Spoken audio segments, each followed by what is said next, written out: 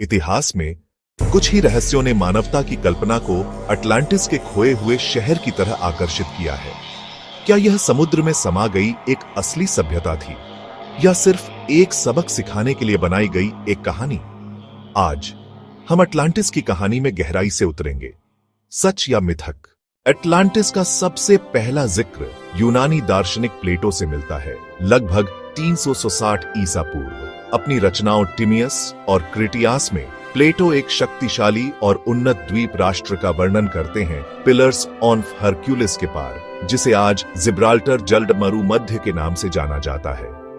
उन्होंने दावा किया कि अटलांटिस महान तकनीक वाला एक अमीर साम्राज्य था, लेकिन वह लालची और भ्रष्ट हो गया। सजा के तौर पर माना जाता है कि देवताओं ने उसे लहरों के नीचे डुबो दिया, सिर्फ एक दिन और रात में। कई इतिहासकारों का मानना है कि प्लेटो की कहानी को कभी भी शाब्दिक रूप से नहीं लिया जाना था, बल्कि यह एक रूपक कथा हो सकती है, अभिमान और शक्ति के खतरों के बारे में एक चेतावनी। जैसे एथेंस ने महान साम्राज्यों के खिलाफ लड़ाई लड़ी, हो सकता है प्लेटो ने अटलांटिस का आविष्कार भ्रष्टाचार और पतन के प्रतीक के रूप में किया हो। फिर भी अटलांटिस के विचार ने सदियों से खोजकर्ताओं को आकर्षित किया है। कुछ का दावा है कि यह भूमध्य सागर के नीचे स्थित है, जबकि अन्य कैरिबियन की ओर इशारा करते हैं या फिर अंटार्कटिका की ओर।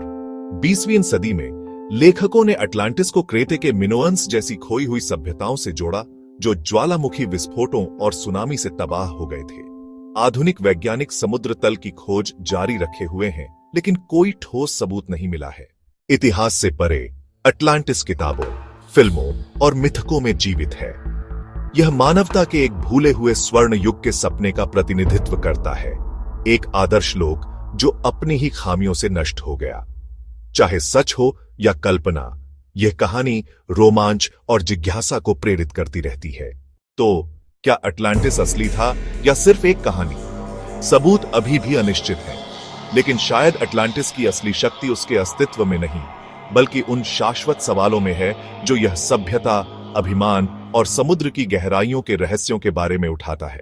अगर आपको अटलांटिस के रहस्य की खोज में मजा आया, तो इतिहास के सबसे बड़े रहस्यों में और सफर के लिए लाइक, शेयर और सब्सक्राइब करना न भूलें।